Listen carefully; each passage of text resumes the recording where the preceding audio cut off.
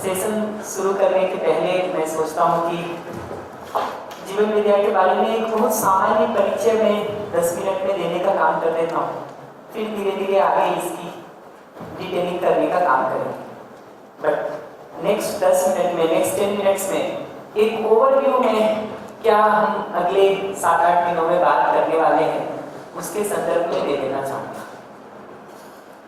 हम सब अपनी आज की जिंदगी को देखेंगे तो बहुत कुछ पाने के बाद भी जिंदगी में एक खालीपन, एक अधूरापन, एक अतृप्ति, कहीं न कहीं एक शिकायत, एक समस्या, एक खालीपन अलग अलग जगहों पर महसूस होता है।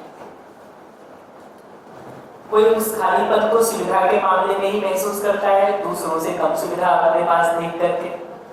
कोई उस खालीपन को परिवार में, संबंधों में जीते हुए पति पत्नी के बीच, भाई बहन के बीच, पिता पुत्र के बीच, ऑफिस में काम करने की जगह पर महसूस करता है। कोई उस समस्या को समाज की व्यवस्थाओं को देख करके जब चीजें ठीक चलती हुई नहीं दिखाई देती हैं, शिक्षा में, स्वास्थ्य में, राजनीति में, मार्केट में, इकोनॉमिक्स में, अर्थव्यवस्थाओं में, वहां उस खालीपन को महसूस करता है। कोई होता है जो ये सारी सुविधा पा लेने के बाद भी मैं क्या हूँ, ईश्वर क्या है, परमात्मा क्या है, ऐसे कुछ जो आध्यात्मिक प्रश्न होते हैं जिनको हम आध्यात्मिक प्रश्न कहते हैं, उन जगहों से प्रेरी रहती है लोगों की। कई बार लोग समाज की व्यवस्था को बदलने के लिए बहुत तरह के एफर्ट करते हैं, प्रयास करते हैं, वो नहीं हो पाता या जितना चाहते हैं उतना नहीं होता है, उसका खालीपन महसूस होता है। कई बार लोग जो आज प्रकृति पर्यावरण के साथ काम कर रहे हैं वहां पर देखेंगे तो कहीं न कहीं हवा खराब हो रही है, पानी खराब हो रहा है। अब तो इस पर भी बात हो रही है कि धरती कितने दिन बचेगी। एक क्लाइमेट क्लॉक नाम से वेबसाइट बना करके लोग ये गिनती कर रहे हैं कि धरती पर कितने दिन और आदमी रह सकता है। ये जो वातावरण आज के दिन का बना हुआ है क्लाइमेट, ये कितने दिन सस्टेन कर सकता है आदमी को, उसका हिसाब लगा। तो ये दिखता है कि बहुत सारी सुविधा की उपलब्धियां पा लेने के बावजूद भी, जिंदगी में बहुत सारा डिग्री, पद, पैसा, प्रतिष्ठा पा लेने के बावजूद भी हमारा ही एक कोना है जो खाली है, जो खालीपन महसूस कर रहा है, जो अभाव महसूस कर रहा है। और उस खालीपन और अभाव में जीना तो हम नहीं चाहते। तो जीवन विद्या का कोर आइडिया यह है कि अपने जीने के जिस आयाम में जहां कहीं भी खालीपन महसूस हो रहा हो, वो कैसे भर सके। वो खालीपन हट करके तृप्ति अपने में आ जाए, संतुष्टि अपने में आ जाए, शांति अपने में आ जाए। उस तृप्ति को इंश्योर करने के क्या उपाय हो, उसको लेकर के जीवन विद्या बात है।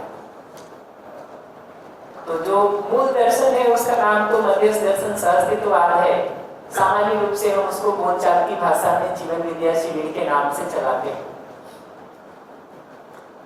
तो प्रिंसिपल ये है कि अपने जिंदगी में तृप्ति का, संतुष्टि का कंटिन्यूटी कैसे हो सके, निरंतरता कैसे हो सके।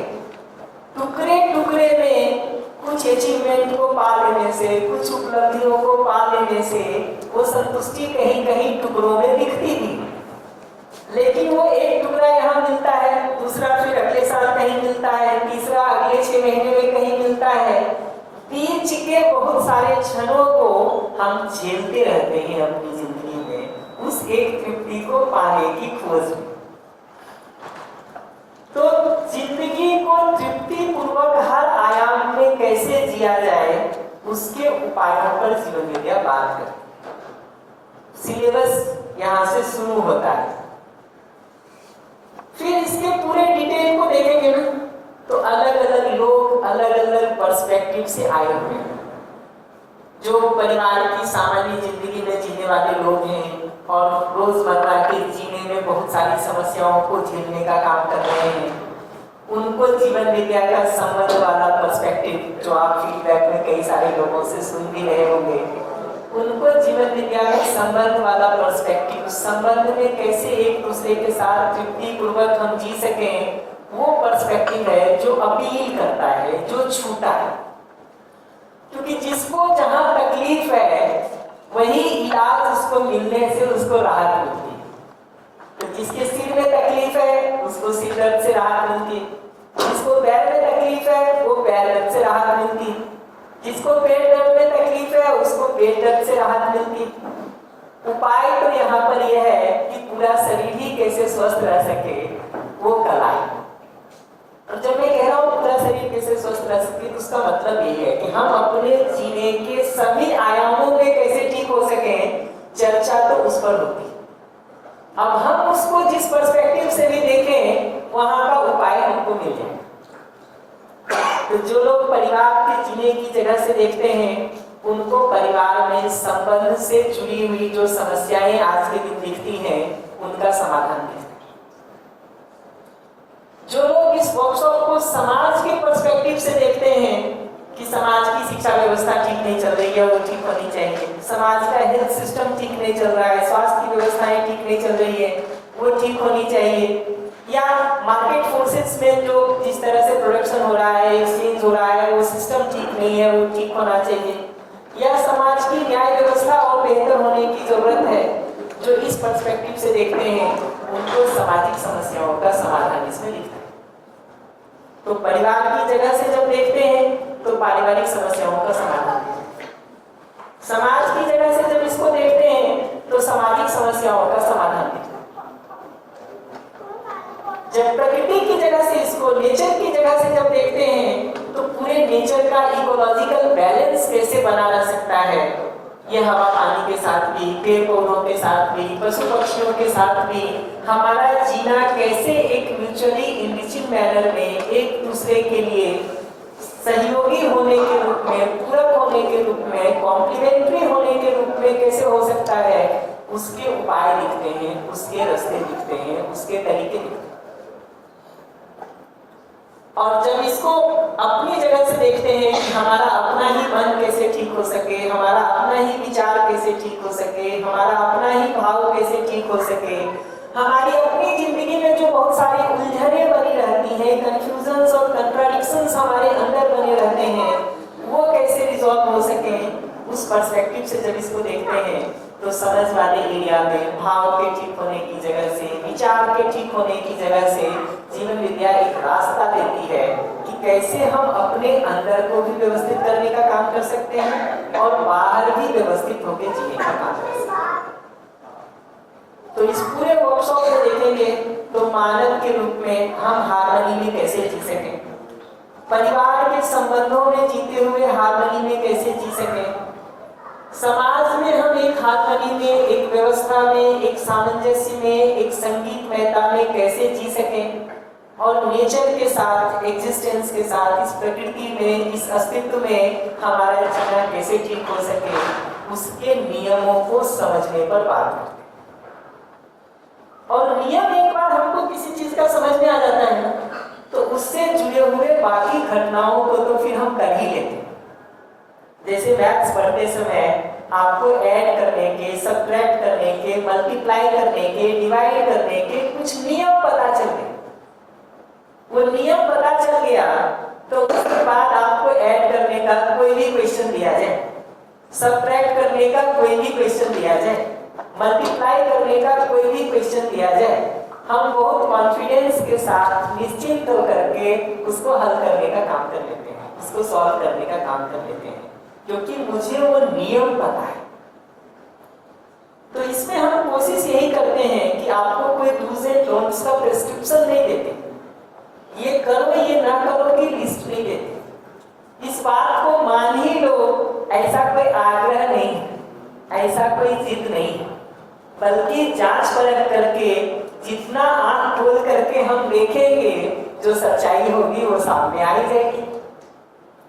तो ये पूरा वर्कशॉप किसी बात को मान करके, किसी आग्रह में जुड़ करके जिंदगी गुजारने का नहीं है, बल्कि ये पूरा वर्कशॉप अगर आंखों के ऊपर पर्दा बांध रखे हैं तो उस पर्दे को हटाने का वर्कशॉप है। ताकि सच्चाई को हम सीधा सीधा देखने के काम को कर सकें, कि हमारा मानना और सच्चाई का होना ये दोनों एक हो जाए ना, कि प्रकृति जैसी है, अस्तित्व जैसा है, यहाँ व्यवस्थित होकर के कैसे जिया जाए उसकी समझ हमको ठीक ठीक बन जाए।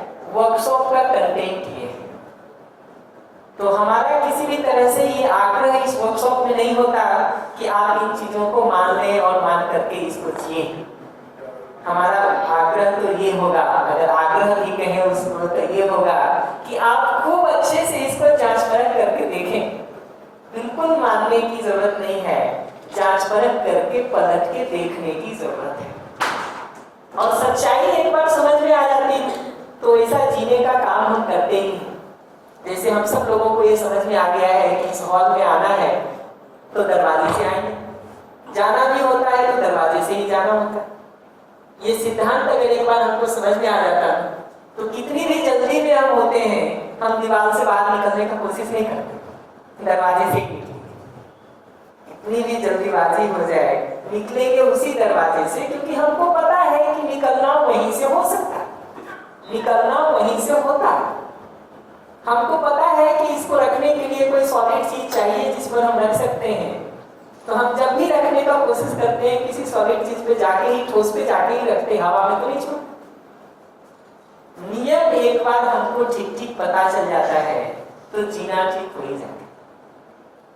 अभी सुविधा कमाने के बहुत सारे नियमों को हमने समझने का कोशिश किया है, तो धीरे धीरे सुविधाओं का बहुत सारा अंबार लगा ही दिया है।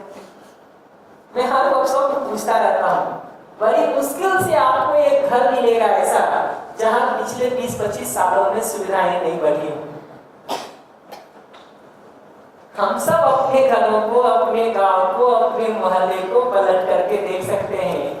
ये दिखेगा कि हर घर में सुविधाएं पिछले 20-25-30 सालों में बढ़ी,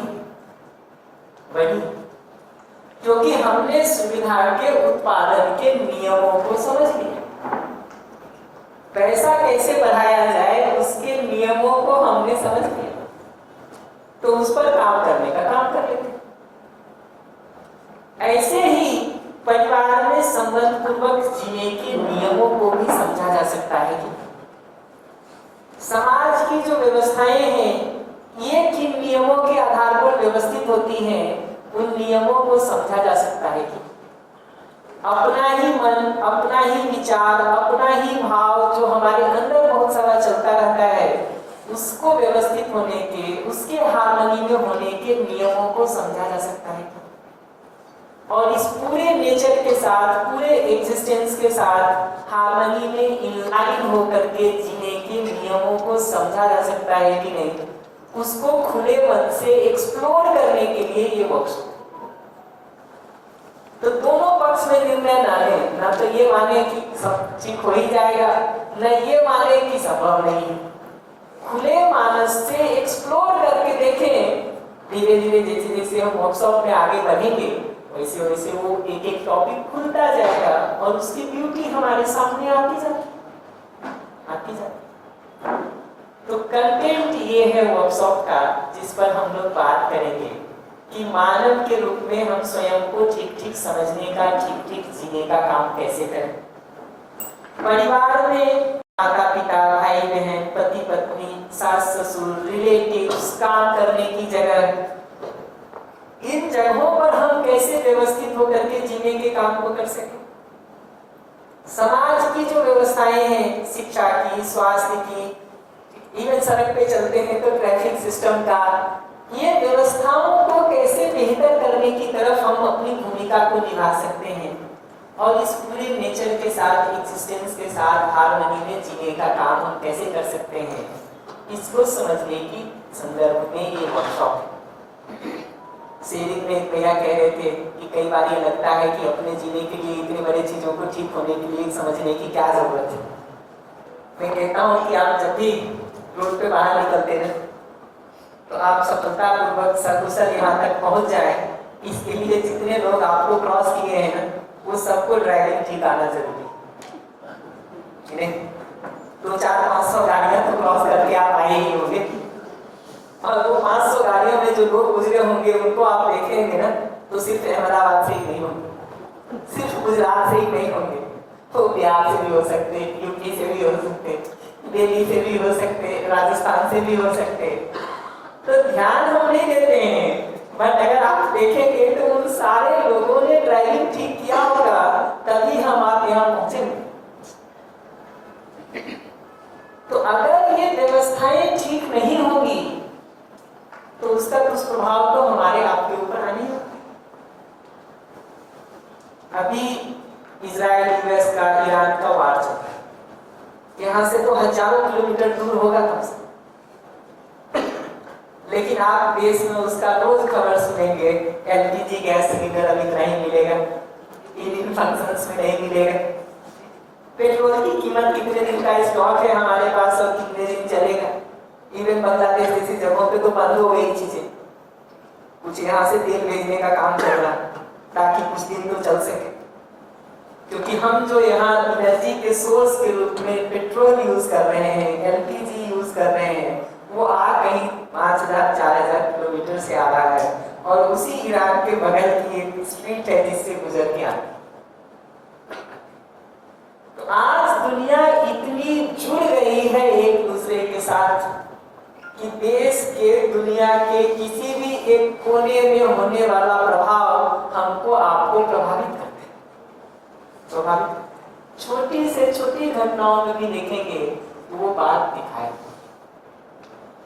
इस रूप में आज के दिन तो ये लगता है कि हम एक दूसरे से इतना ज्यादा जुड़ गए हैं कि अल्टीमेटली पूरे धरती की व्यवस्था के ठीक होने के संदर्भ में तो सोचने की जरूरत है ही, अन्यथा उसका दुष्प्रभाव तो हमारे आपके ऊपर आने ही वाला है।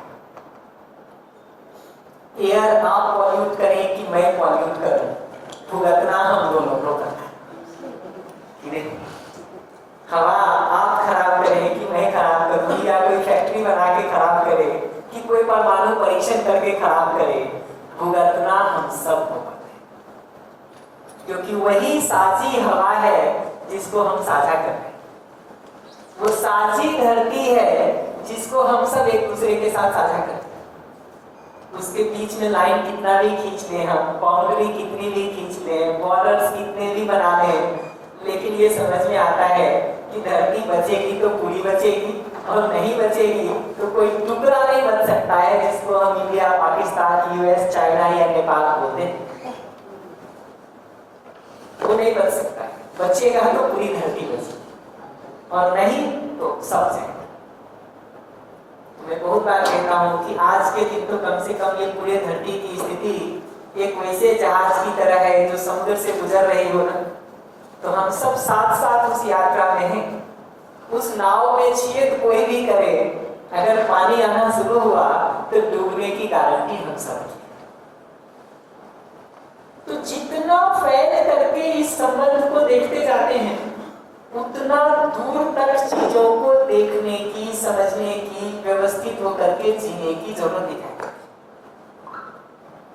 टाइड्स आते हैं धरती पर, ज्वार भाटा कहते हैं उसको, गुजराती में क्या कहते थे? टाइड्स आते हैं ना समुद्रों में, भरती होगी जी। आप इन टाइड्स आने की जगह से देखिएगा तो चंद्रमा का प्रभाव है जिसके कारण वो टाइड्स आते हैं। वो तो धरती के अंदर का प्रभाव भी नहीं है, मुख्य रूप से चंद्रमा का प्रभाव।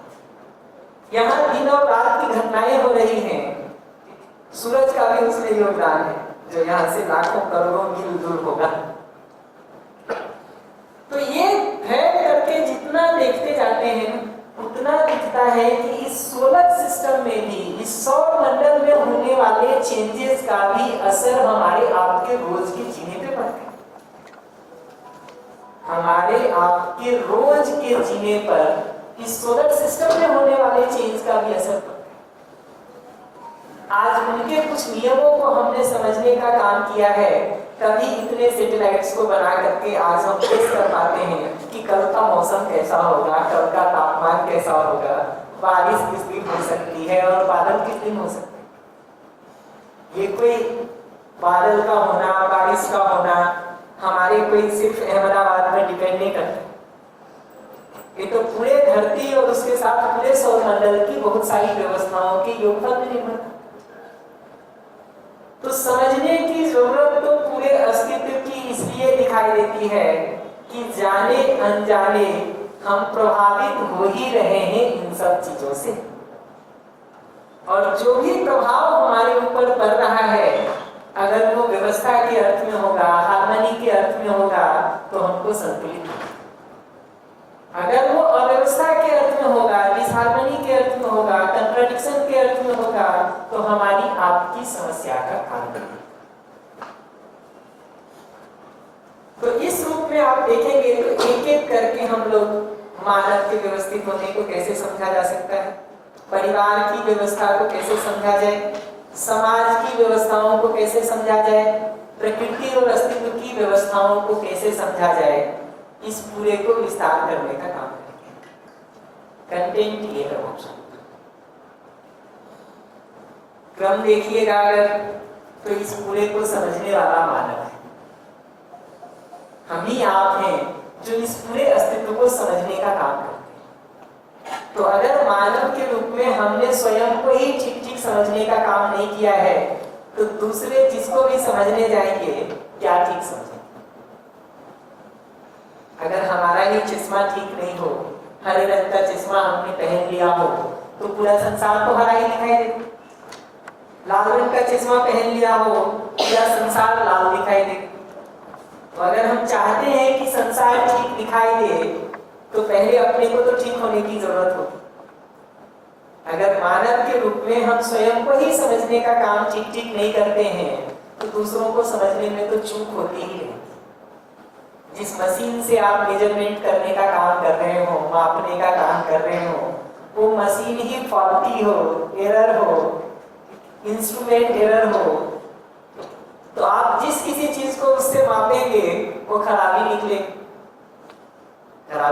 वो मेजरमेंट कोई भी ठीक नहीं हो सकता।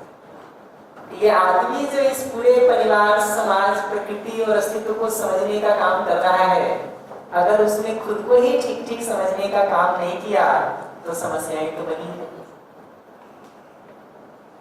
तो मानव को समझने से शुरू करके परिवार, समाज, प्रकृति और अस्तित्व तक की व्यवस्थाओं को हम समझने का काम करेंगे। एक एक करके क्रम से देखेंगे तो वर्कशॉप का कंटेंट ये है। एक बात के लिए मैं यहाँ रुक जा रहा हूँ, अगर कोई इमीडिएट प्रश्न हो इस पर तो उसको रिस्पॉन्ड कर सकते हैं, फिर हम आगे वर्कशॉप को फॉर्मली क्रम को स्टार्ट करने का काम करेंगे। और बेस ये है जिस पर हम बात करने वाले हैं।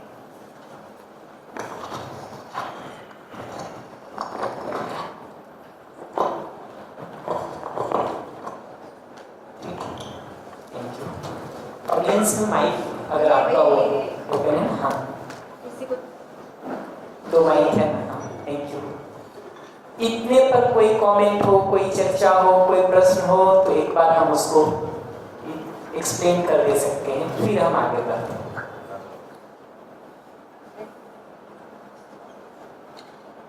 ठीक है, हिंदी कठिन तो नहीं है किन्हीं के लिए? नहीं, बिल्कुल सही। सिंप्लीफाई करने की जरूरत हो, हिंदी को सरल करने की जरूरत हो, बता दीजिएगा। इंग्लिश ट्रांसलेट करने की जरूरत हो तो भी बता दीजिएगा, उसको कर लेंगे। फीडबैक हमको मिलना चाहिए कि क्या करना है। तो अगर इंग्लिश ट्रांसलेट करने की जरूरत होगी किया जा सकता है, हिंदी और सिंप्लीफाई करने की जरूरत होगी वो भी किया जा सकता है।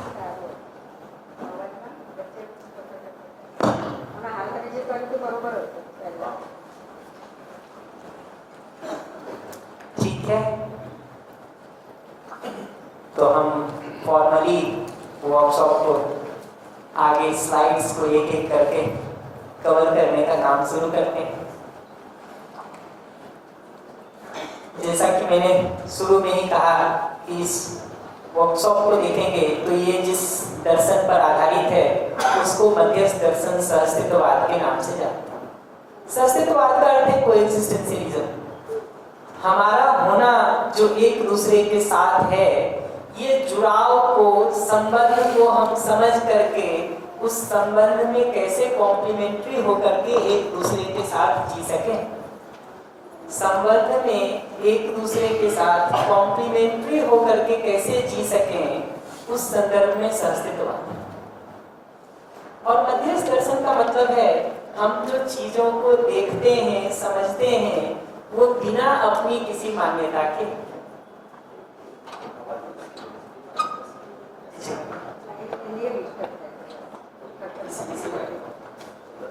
अभी ठीक है? आवाज कम ठीक है? साउंड ठीक है पीछे? Perfect, thank you. तो सहअस्तित्ववाद का मतलब है एक दूसरे के साथ हम संबंध को कैसे देख सकें और उस संबंध में एक दूसरे के साथ पूरक कैसे हो सकें, कॉम्प्लीमेंट्री कैसे हो सकें, सहयोगी कैसे हो सकें, उसका विस्तार सहअस्तित्ववाद है।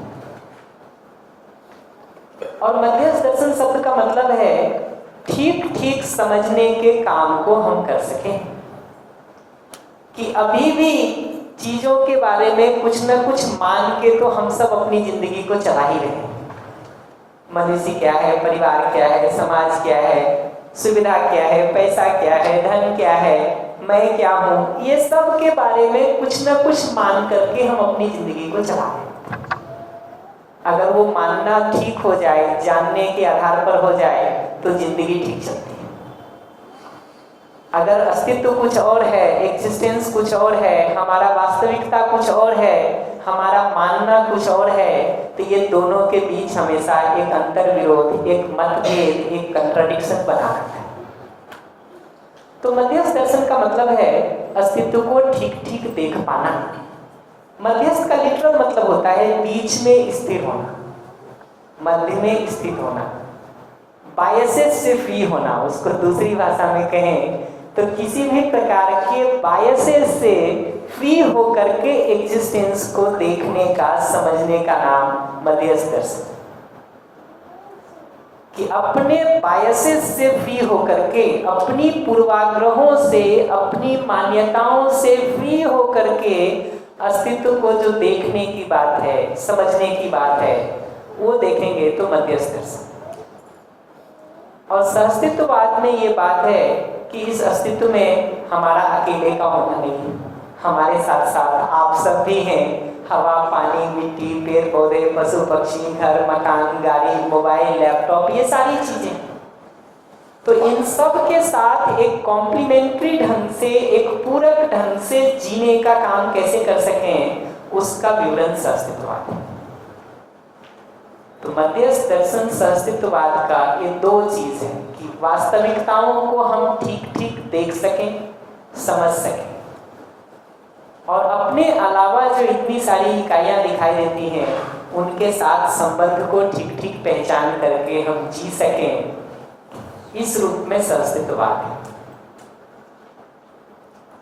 सामान्य ढंग से हम इसको जीवन विद्या शिविर के नाम से कहते हैं कि एक आदमी व्यवस्थित होकर के जीने की समझ अपने में विकसित कर सके, इस रूप में जीवन विद्या शिविर है। कि एक आदमी अपनी जिंदगी को व्यवस्थित होकर के जी सके, जीने की उस कला को ठीक ठीक समझने का काम कर सके, इस रूप में जीवन विद्या शिविर है। ठीक है,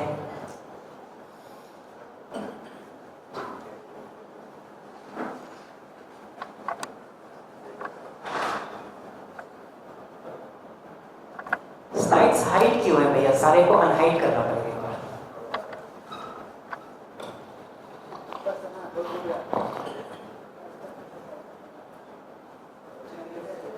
स्लाइड्स सारे एक बार अनहाइड करना पड़ेगा।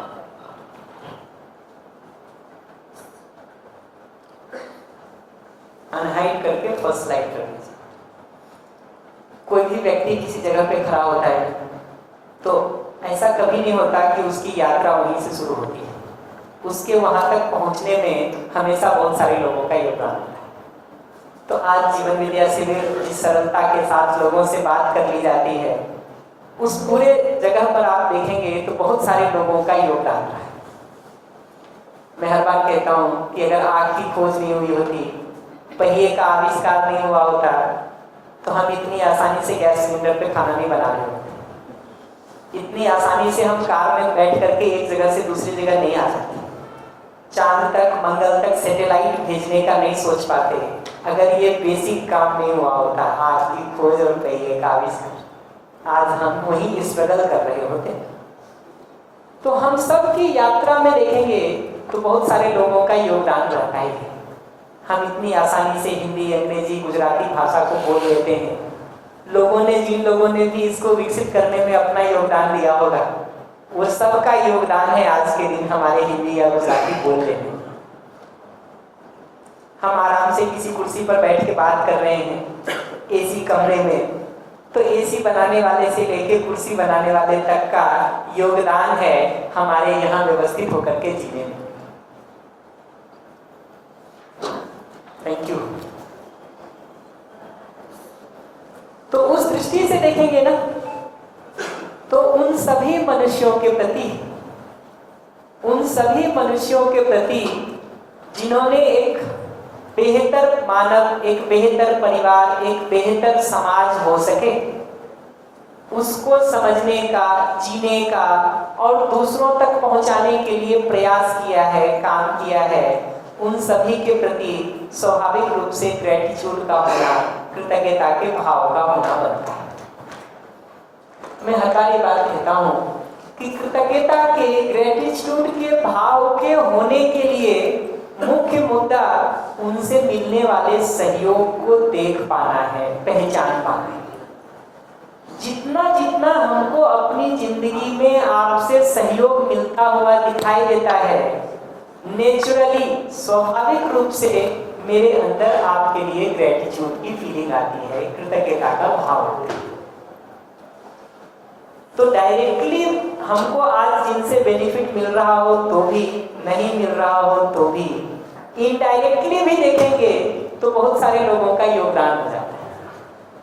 तो अगर आज इस पूरे सेशन से आपको कुछ बात समझ में आती है, तो इसमें सिर्फ योगदान इस सेशन की व्यवस्था करने वाले लोग या मेरा नहीं, हमको भी समझने जीने में जिन लोगों ने भी सहयोग करने का काम किया है, इनडायरेक्टली वो सहयोग आप तक पहुंच ही रहा है। उस दृष्टि से देखेंगे ना, तो उन सभी व्यक्तियों के प्रति जिन्होंने मानव के, परिवार के, समाज के व्यवस्थित होने को समझने का, जीने का और दूसरों तक पहुंचाने का काम किया है, उन सभी का अपनी जिंदगी में सहयोग दिखता है। ये सहयोग एक बार अगर हमको दिखना शुरू होता है, तो उनके प्रति ग्रेटिट्यूड का, कृतज्ञता का भाव स्वाभाविक रूप से बनता है। और ये ग्रेटिट्यूड या कृतज्ञता है जो हमको एक व्यक्ति से दूसरे व्यक्ति के साथ बहुत आसानी से जोड़ देता है। अभी जाने अनजाने हमारा देखने का डिजाइन ऐसा हो गया है कि हमको दूसरे की कमियां तो बहुत सारी दिखाई देती है। क्या वो ठीक नहीं कर रहा हमारे लिए, वो सारा तो दिखाई देता है, वो तो पहचान में आता है। उसकी शिकायत भी हम कर लेते हैं, उससे पीड़ित भी हम हो लेते हैं। लेकिन उन लोगों से जो हमको सहयोग मिल रहा है अपने जीने में, उसको देखने का, पहचानने का, स्वीकारने का काम करेंगे कि नहीं करेंगे? और अगर वो नहीं करेंगे तो अपनी जिंदगी पीड़ा और शिकायत से कभी मुक्त हो भी सकती है क्या? ऐसा देखना उचित भी है क्या कि जो सिर्फ आपसे हमको ठीक नहीं मिला, ठीक नहीं कर पाए आप हमारे लिए, सिर्फ उतने की ही लिस्ट बना के हम घूमे, उसी से पीड़ित होते रहें, उसी की बार बार शिकायत करते रहें, इतना भर ही पर्याप्त है? या जो आपने हमारी जिंदगी के लिए अच्छा किया है, ठीक किया है, बेहतर किया है, उसको भी पहचानने, स्वीकारने की तरफ हमारा ध्यान जाए, ठीक क्या है?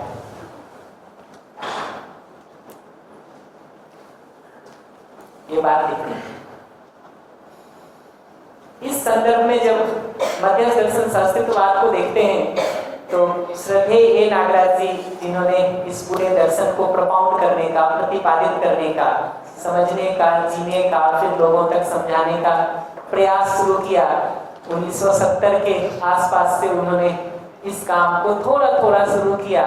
2000 के बाद से देखेंगे तो इसमें थोड़ी गति आई हुई दिखती है, तुलनात्मक रूप से अगर देखेंगे तो ये दिखता है कि इस पूरे दर्शन का अगर क्रम देखिएगा तो उन्होंने जो भी ज्ञान को ज्ञान को अपने में पाने के लिए, समझ को अपने में पाने के लिए जो प्रयास लगाया, फिर जो बात समझ में आई उसको अपने जीने में लाने के लिए, समाज में दूसरों तक देने के लिए जो प्रयास किया, उस दृष्टि से उनके प्रति कृतज्ञता का भाव होना, ग्रेटिट्यूड का भाव होना बहुत स्वाभाविक सी बात है।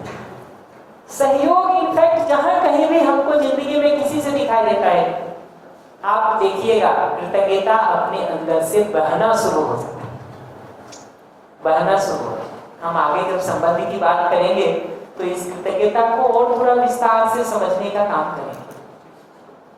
अभी तो मैं सिर्फ इस वर्कशॉप की जगह से और अपनी जगह से जिन जिन लोगों का बहुत मुख्य सहयोग दिखता है उस संदर्भ में इस कृतज्ञता को अर्पित करना। तो इन्होंने अमरकंटक में रह करके लगभग 18-20 साल तक इस पूरी बात को समझने के संदर्भ में लगाया और फिर पूरा अस्तित्व जो उनको समझ में आया उनके प्रयास के फलस्वरूप, उसको फिर उन्होंने लोगों के साथ बांटने का, साझा करने का, शेयर करने का काम शुरू किया। मैं अपनी परवरिश को देखता हूँ, अपने जीने को देखता हूँ, तो मैं 2003 में जब IIT कानपुर आया था अपना ग्रेजुएशन करने के लिए, तो उस दौरान नेक्स्ट ईयर मैं जब सेकेंड ईयर में था 2004 में, तो मेरा किसी योग संयोग के तहत इस जीवन विद्या से परिचय हो गया।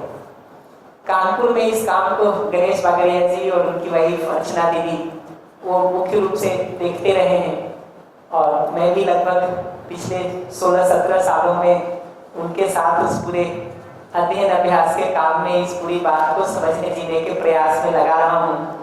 इस रूप में गणेश बागड़िया जी, अर्चना दीदी और जो कानपुर का संस्थान है मानवीय शिक्षा संस्कार संस्थान, उसमें जो हमारा पूरा ग्रुप रहा जिनके साथ मिलकर के एक लंबे समय तक मैं वहाँ जीने, रहने और अभ्यास करने का काम किया हूँ, उनके प्रति मेरी कृतज्ञता होना बहुत स्वाभाविक रूप से बनता है। इन तीनों के साथ जब हम संबंध के मुद्दे पर बात करेंगे और संवाद को लेकर के थोड़ी बात करेंगे, तो संवाद के संदर्भ में कुछ कंसेप्ट हम नॉन वायलेंट कम्युनिकेशन का यूज करेंगे, जो मार्शल रोजेनबर्ग की एक टेक्निक है कि हम कैसे बिना घायल हुए और बिना घायल किए एक दूसरे से संवाद कर सकें। आज के दिन आप देखेंगे ना, हमारा व्यवहार का ज्यादातर झगड़ा इस बात का नहीं है आज के दिन कि हम एक दूसरे को थप्पड़ मार रहे हैं या लाठी डंडे से मार रहे हैं। वो हिंसा आज के दिन बहुत कम हो गई है या लगभग खत्म हो गई। पहले सुनते थे किसी समय घरों में बहुत सारी हिंसाएं होती थी, मेरे बचपन में घरेलू हिंसा का टॉपिक पढ़ाया जाता था। आज के दिन आप देखेंगे तो वो मारपीट वाली हिंसा, झगड़े की हिंसा, थप्पड़ मारने की हिंसा, लाठी डंडों से मारने की हिंसा बहुत कम हो गई है समय के साथ। लेकिन ये भाषा के रूप में अपने बोलने के लहजे से, शैली से, टोन से, तरीके से, एक्सप्रेशन से हम संबंधों में एक दूसरे को पर्याप्त चोट देते रहते हैं कि नहीं? बहुत बार हम संबंध में घायल हो रहे हैं इस भाषा से, और दूसरा भाई जो घायल हो रहा है वो हमारी इस भाषा से। इस भाषा में पर्याप्त ब्लेम, कंप्लेन, एक्सक्यूजेस, क्रिटिसिज्म, दूसरे को कटघरे में खड़ा करना, उस पर दोषारोपण करना, सब तरह से उसकी गलती सिद्ध करना, उसको नालायक, निकम्मा और बेकार सिद्ध करना, ये लगा रहता है, लगा रहता है। ये जो भाषा की चोट हमारी एक दूसरे तक पहुंचती रहती है, ये भाषा भी कैसे ठीक हो सके, इस पर भी हम थोड़ी बात करेंगे। निश्चित रूप से भाषा के ठीक होने के पहले अंदर भाव का ठीक होना जरूरी है। भाव ही अगर अपमान का है, विरोध का है, द्वेष का है, तो भाषा कैसे ठीक होगी? भाव में एक बार सम्मान हो, स्नेह हो, मैत्री हो, आत्मीयता हो, प्रेम हो, करुणा हो, तो भाषा भी ठीक हो सकती है। तो जब हम परिवार में संबंधों पर बात करेंगे तो उसके बाद लौट करके हम इस भाषा को भी थोड़ा विस्तार करके बात करने की कोशिश करेंगे कि कैसे वो भाषा वाला मुद्दा भी हमारा ठीक हो सके, ताकि ये जो आज के दिन व्यवहार में हम घायल होते रहते हैं और घायल करते रहते हैं एक दूसरे को, वो ठीक हो सके। क्योंकि ना तो हम घायल होना चाहते हैं, ना हम दूसरों को घायल करना चाहते हैं। और ज्यादातर समय ये जो संबंध में भाषा से एक दूसरे को घायल करना है, ये कोई अमेरिका, पाकिस्तान या कानपुर वाले लोग आके आपको घायल नहीं करते, नहीं करते। उनसे मिलना तो साथ में एक दिन मुश्किल से होता है, लेकिन जिनके साथ हम एक बेहतर जिंदगी जीने का सपना देखते हैं, चाहे वो हमारे घर परिवार के लोग हों, चाहे पड़ोस के लोग हों, चाहे ऑफिस के लोग हों, चाहे काम करने की जगह के लोग हों, जीने का ज्यादा हिस्सा तो हमारा इन्हीं जगहों पे गुजरता है, इन्हीं जगहों पे गुजरता है।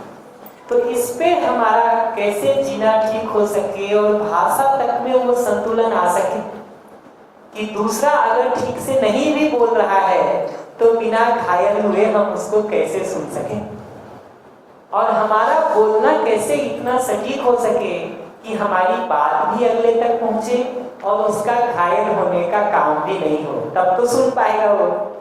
नहीं तो कई बार हमारे कहने के ढंग से ही अगला जिस तरह से घायल हो जाता है, फिर वो बात नहीं सुनता, फिर तो वो जवाब देना शुरू कर दे, और थोड़ी देर के बाद वो चर्चा एक बहस और विवाद में बदल जाती है, जहां दोनों बोल रहे होते हैं, सुन कोई नहीं रहा। हम दोनों सिर्फ बोल रहे होते हैं, वहां सुन कोई नहीं रहा। अगर गलती से बीच में सुनते भी है ना थोड़ी देर, तो सिर्फ इतने भर के लिए कि बात काटना कैसे है, सुनते भी हैं, वो विंडो ओपन भी करते हैं, तो इतने भर के लिए कि इसको सुन के काटेंगे कैसे, गलत कैसे बताएंगे। तो कैसे ये संवाद भी हमारा ठीक हो सकता है, उस पर भी हम थोड़ी बात करेंगे, और उसमें नॉन वायलेंट कम्युनिकेशन के एक मॉडिफाइड वर्जन का हम यूज करेंगे, जिसको हम आत्मीय संवाद के नाम से आज के दिन वर्कशॉप्स कंडक्ट करते हैं। थोड़ी चर्चा उसकी 1 या 2 सेशन संबंध की चर्चा के बाद मैं उस पर करना चाहूंगा। तो इन लोगों के प्रति कृतज्ञता बहुत स्वाभाविक रूप से इस वर्कशॉप के संदर्भ में और अपने संदर्भ में मैं देखता हूँ तो मुझे समझ में आता है। और कृतज्ञता के भाव को कोई जबरदस्ती विकसित करने की जरूरत नहीं होती है।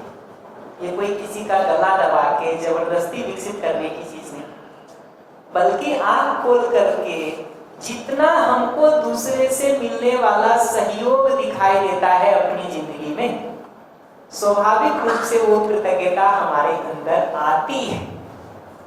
कुछ भी अलग से करने की जरूरत नहीं है। करना है तो सिर्फ इतना कि दूसरे की समस्या और कमियों को ही फोकस और जूम इन करके देखने के बदले उससे मिलने वाले सहयोग को भी देखना और पहचानना शुरू कर सके। इतना ही करने का काम।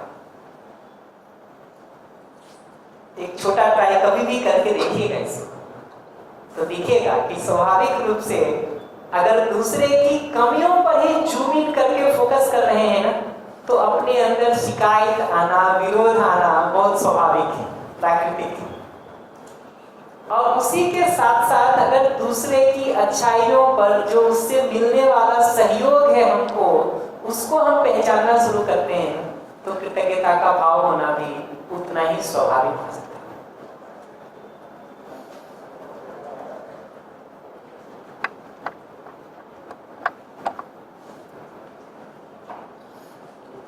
इतने के साथ अब मैं एक एक करके टॉपिक्स को स्टार्ट करना शुरू करता हूँ।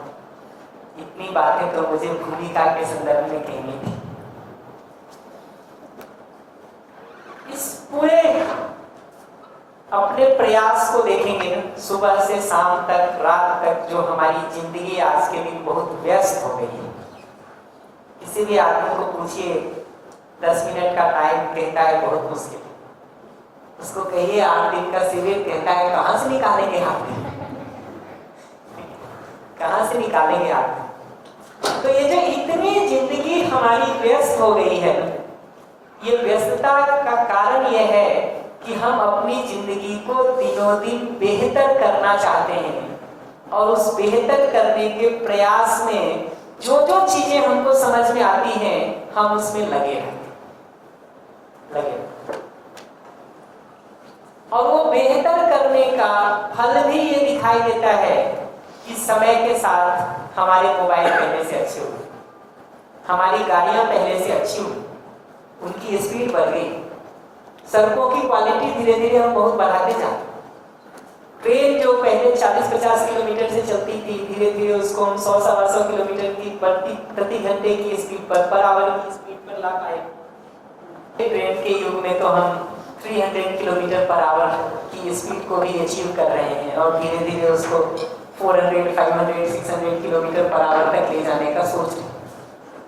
तो समय के साथ हमारी गाड़ियों की गति बढ़ रही है, हमारे मोबाइल अच्छे हो रहे हैं, हमारे कपड़े अच्छे हो रहे हैं, हमारे टीवी अच्छे हो रहे हैं, हमारे घर की सुविधा और साजो सामान के इंतजाम बेहतर हो रहे हैं।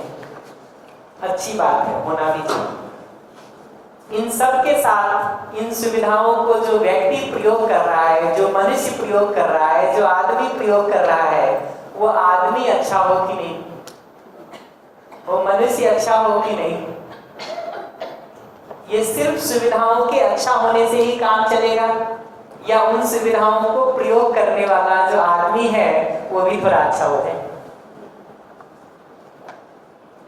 आदमी इन सुविधाओं को दिनों दिन बेहतर बनाने भर के लिए है या ये सुविधाएं आदमी की जिंदगी को ज्यादा बेहतर करने के लिए है?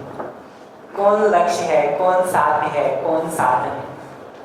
आदमी की जिंदगी इसलिए है कि मोबाइल की क्वालिटी बढ़ती रहे, एसी की क्वालिटी बढ़ती रहे, कमरे ठीक होते रहे, मकान ठीक होते रहे, ये आदमी का लक्ष्य है। या आदमी इन सबको भी बेहतर इसलिए कर रहा है कि इनके प्रयोग से उसकी जिंदगी बेहतर हो सके। मूल मुद्दा क्या है? आदमी की जिंदगी का बेहतर होना या ये सिर्फ मोबाइल, कपड़े, गाड़ियों का दिनों दिन बढ़िया होना? ये जो मोबाइल, कपड़े, गाड़ियां, घर, मकान भी हम बेहतर कर रहे हैं, ये बेहतर तो इसीलिए कर रहे हैं ना कि आदमी के रूप में हमारी जिंदगी ठीक हो सके, हम व्यवस्थित होकर के जी सकें। तो कोई बात इतना ही कह रहे हैं कि विकास की इस दौर में बाकी सारी चीजों को विकसित करने पर तो हमारा बहुत ध्यान है। मनुष्य को खुद विकसित होने की जरूरत है कि नहीं? मनुष्य का सोच, मनुष्य का विचार, मनुष्य का व्यवहार, मनुष्य का आचरण, मनुष्य का जीना, मनुष्य की समझ, ये ठीक हो कि नहीं? अगर किसी मनुष्य का समझ ठीक नहीं है, सोच ठीक नहीं है, विचार ठीक नहीं है, व्यवहार ठीक नहीं है, आचरण ठीक नहीं है, कपड़े कितने भी अच्छे पहने हो, मोबाइल हाथ में कितना भी अच्छा रखे हुए हो, कितनी भी महंगी गाड़ी को यूज कर रहा हो, कितनी देर आप उसके साथ रहना चाहेंगे? नहीं रहना चाहेंगे। तो ये दिखता है कि इन कपड़े, मोबाइल, गाड़ियों को प्रयोग करने वाला जो मनुष्य है, उसका सोच, उसका विचार, उसका व्यवहार, उसका आचरण, उसका जीना, उसका समझ अगर ठीक नहीं होता है तो ये बाहर का किया हुआ सब बेकार हो जाता है। इसका मतलब मैं ये नहीं कह रहा हूं कि बाहर इन चीजों को ठीक नहीं किया जाए, निश्चित रूप से किया जाए, लेकिन बाहर इन सारी चीजों को ठीक होने के साथ साथ आदमी के भी ठीक होने की जरूरत है। अगर आदमी ठीक नहीं होगा तो ये समस्याएं जो बहुत सारी हैं वो बनी ही नहीं। समाज की जिन समस्याओं को भी आप आज के दिन देखेंगे, किसी भी समस्या को पलट के देख लीजिए, चोरी हो, डकैती हो, हत्या हो, बलात्कार हो, भ्रष्टाचार हो, हिंसा हो, आतंकवाद हो, किस जाति की समस्या हो, दीदी सेविंग में बता रही थी, कि धर्म की समस्या हो, ये सारी समस्याओं के मूल में देखिएगा ना तो आदमी का गलत आचरण और व्यवहार खड़ा है। ये समस्या कोई ईंट पत्थर के कारण नहीं है, ये समस्या कोई पेड़ पौधों के कारण नहीं है, ये कोई समस्या कोई शेर, भालू, हाथी, चीते के कारण नहीं है, ये समस्या आदमी के कारण। और ऐसा नहीं है कि कम महंगे कपड़े पहना हुआ आदमी ये समस्या करता है, जिसने महंगे कपड़े भी पहन रखे हैं उसमें भी ये समस्या दिखाई देती है। ऐसा नहीं है कि सिर्फ बिना पढ़ा लिखा आदमी इन समस्याओं को कर रहा है। पढ़े लिखे बहुत सारी डिग्री लिए हुए लोग भी इन समस्याओं में भागीदारी करते हुए दिखाई देते। बल्कि मैं तो कई बार ये देखता रहता हूँ कि रुक के अगर देखा जाए कि समाज में भ्रष्टाचार को करने में भागीदारी बिना पढ़े लिखे लोगों की ज्यादा है कि पढ़े लिखे लोगों की ज्यादा है? पढ़े लिखे लोगों तथाकथित जिसको हम समझदार कहते हैं, पढ़े लिखे डिग्री लिए हुए लोग ये जब भ्रष्टाचार करते हैं ना तो उसका नंबर 1000 करोड़ से नीचे नहीं होता। आम आदमी जो सामान्य रूप से भ्रष्टाचार करता हुआ ना तो 100, 200, 500, 1000 ऐसा करता। हम जो पढ़े लिखे डिग्री लिए हुए लोग हैं ना उनका भ्रष्टाचार का लेवल भी उतना बड़ा हो गया। हमारे यहाँ किसी एक IAS ऑफिसर के बारे में कहा जाता था कि वो 10 करोड़ से कम का घूस नहीं लेते किसी से। तो मिनिमम लिमिट उन्होंने फिक्स कर रखा कि लेंगे तो 10 करोड़, उसके नीचे कोई मानना कोई जरूरत नहीं है। तो ये दिखता है बहुत बार कि जिंदगी में इन पदों में हम जितना बड़ा होते चले जाते हैं ना हमारा गलती करने का लेवल भी वैसा बढ़ता चला जाता है। कई बार तो स्थिति ऐसी दिखाई देती। पूरी पढ़ाई लिखाई के सिलेबस को भी पलट के देखेंगे ना तो ये दिखता है कि 10 साल, 12 साल, 15 साल, 18 साल में हम जिंदगी में सब कुछ के बारे में पढ़ लेते हैं, आदमी को छोड़ करके, अपने आप को छोड़ करके। तो कैमरा कैसे काम करता है हम पढ़ते हैं, कंप्यूटर कैसे काम करता है हम पढ़ते हैं, बड़ी बड़ी फैक्ट्रियों को कैसे इस्टेब्लिश किया जाए हम पढ़ते हैं, रिफाइनरी में किसी एक जगह से तेल निकाल करके हजारों किलोमीटर दूर लाके उसकी प्रोसेसिंग करके घर घर तक उसको पहुंचा कैसे दिया जाए उसके तरीकों को हम पढ़ते हैं। लेकिन आदमी आदमी की तरह जी सके, अपने में संतुलित और व्यवस्थित रह सके, परिवार में संबंधों में ठीक से जी सके, समाज की व्यवस्थाओं में सार्थक ढंग से भागीदारी कर सके, इसके बारे में नहीं के बराबर पढ़ते हैं। 70 सालों में 75 सालों में देश में देखेंगे ना तो आजादी के समय से आज के दिन तक अगर लिटरेसी को देखें, साक्षरता को देखें तो 40% से बढ़ करके 80+ में आ गया। आज के 14% से 14% से बढ़ करके 80% में आ गया। वो सब होने के बावजूद भी आदमी आदमी के बीच का विश्वास दिनों दिन बढ़ता दिखाई दे रहा कि कम होता दिखाई दे रहा? कम होता हुआ दिखाई। तो उससे ये समझ में आता है कि शिक्षा कहीं ना कहीं जो कर रही है वो अधूरी है, इतना तो पता चलता है। आज सुबह हमको दिख रहा है कि दिल्ली 1000 किलोमीटर दूर है यहाँ से।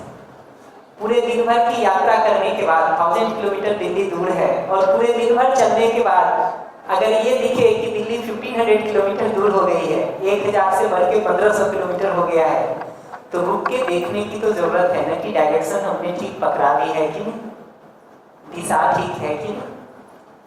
अगर समय के साथ हम लिटरेसी के उन पैरामीटर्स पर तो बढ़ते जा रहे हैं कि 7 टाइम्स हम बढ़ गए, 14% से हम 80+ में आ गए, तो 6-7 टाइम्स हमारा इंक्रीमेंट हो गया।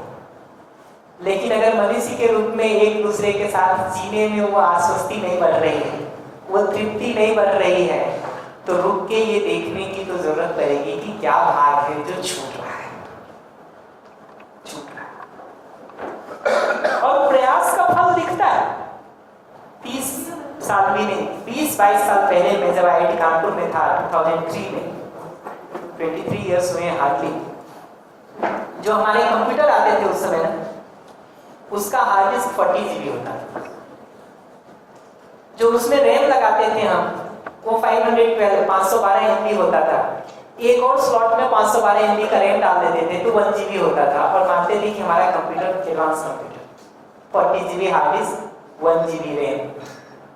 आज आपके हाथ में जो स्मार्टफोन है उसका हार्ड डिस्क जो है वो 64 GB, 40 से तो ज्यादा होगा, 64 होगा, 128 होगा, 256। उसका जो रैम है ना वो 1 GB से ज्यादा होगा, 2 GB होगा, 4 GB होगा, 8 GB होगा, 16 GB। लेस देन 25 इयर्स के एफर्ट में ये बात दिखती है कि आज का मोबाइल उस समय के कंप्यूटर से ज्यादा फास्ट और स्मार्ट है। प्रयास का फल ये दिखता है। उस समय के 50 इंस्ट्रूमेंट को आज के दिन मोबाइल में रिप्लेस कर। कैमरा अब अलग से रखने की कोई जरूरत नहीं है, जो किसी जमाने में बड़ी जरूरत मानी जाती थी। जरूरत मानी, वॉकमैन, ट्रांजिस्टर, रेडियो, ये सब बीते जमाने की चीज हो। अलार्म क्लॉक की अलग से जरूरत नहीं है, टाइम देखना हो वही करिए। कैलेंडर को आप देखिए, जरूरत नहीं है। नोटपैड को आप देखिए, आज के दिन सब काम हम मोबाइल से कर रहे हैं। स्टॉप वॉच का काम मोबाइल कर रहा है, कैलकुलेटर का काम मोबाइल कर रहा है। गिनते जाएंगे ना, 50 इंस्ट्रूमेंट ऐसे दिखेंगे जो उस समय के सारे इंस्ट्रूमेंट आज के दिन एक मोबाइल में समा गए हैं। ये आदमी के कलेक्टिव एफर्ट की ताकत दिखती है। कलेक्टिव एफर्ट की ताकत है। ये कोई एक आदमी उस मोबाइल को हाथ में पकड़े हुए होता ना 25 साल से, तो इंप्रूवमेंट नहीं होती। सामूहिक रूप से हम सब मिल करके उस पर एफर्ट करने का काम कर रहे हैं, तो ये इंप्रूवमेंट दिख रहा है। मोबाइल पर हमने काम किया तो मोबाइल इंप्रूव हो गया। घरों पर हमने काम किया, घर इंप्रूव हो गए। कुर्सी, टेबल, सोफे की क्वालिटी पर हमने काम किया, वो इंप्रूव हो गए। एसी की क्वालिटी पर काम किया, इंप्रूव हो गए। आदमी की क्वालिटी पर अगर काम करने का काम ही नहीं करेंगे तो इंप्रूव कैसे होगा?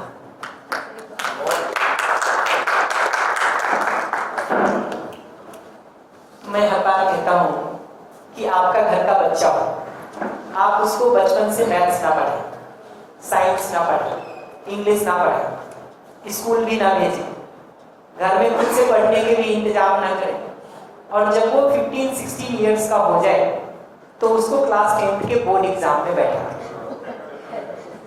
वो पास करेगा, फेल करेगा? फेल करेगा। क्यों फेल करेगा? क्योंकि उसको मैथ, साइंस, इंग्लिश में प्रोग्रेस करने के लिए कुछ प्रयास ही नहीं किया है, हमने कुछ एफर्ट ही नहीं किया।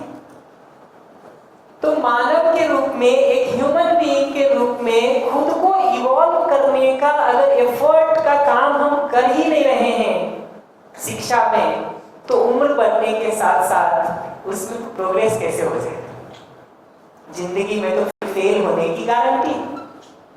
कि अगर सुविधा कमाने भर की शिक्षा हमने दिया है तो सुविधा और पैसे का तो कमाई हो सकता है, लेकिन जिंदगी के सफल होने की तो कोई संभावना नहीं होगी, क्योंकि मनुष्य के रूप में बेहतर होने का तो कोई काम ही नहीं है।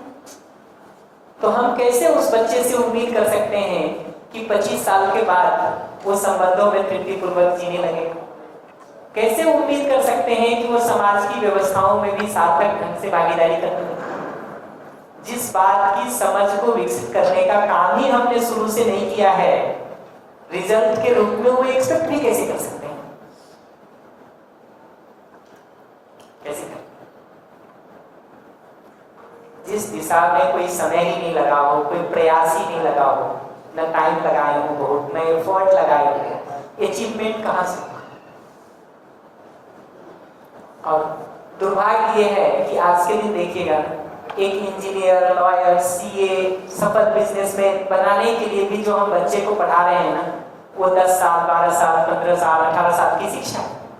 अगर ग्रेजुएशन तक की पढ़ाई की है बच्चे ने, तो कम से कम 18-20 साल स्कूल के, नर्सरी से काउंट करेंगे तब तो 12 + 4 + 3, और अगर प्ले ग्रुप काउंट कर ले तो 20 इयर्स।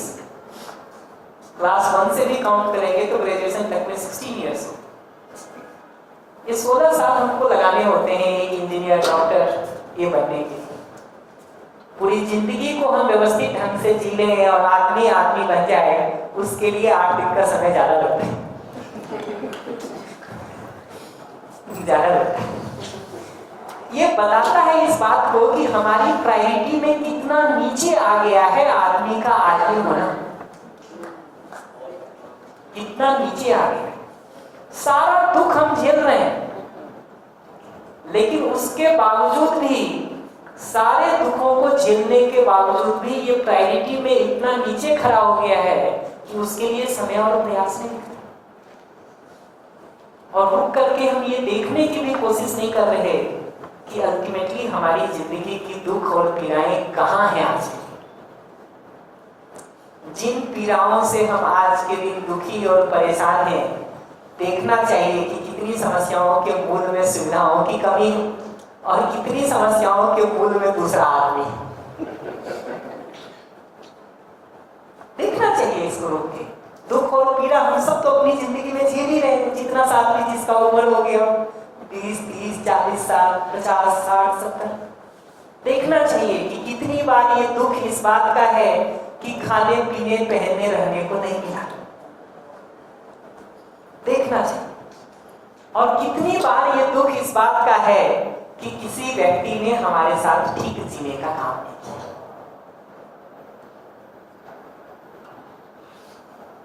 उत्तर बहुत साफ है ना।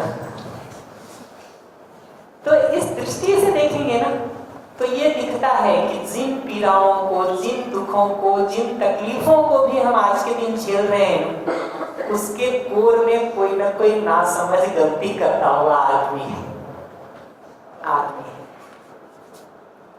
हमारे परिवार की समस्याओं के मूल में आज के दिन हम आप मानव हैं।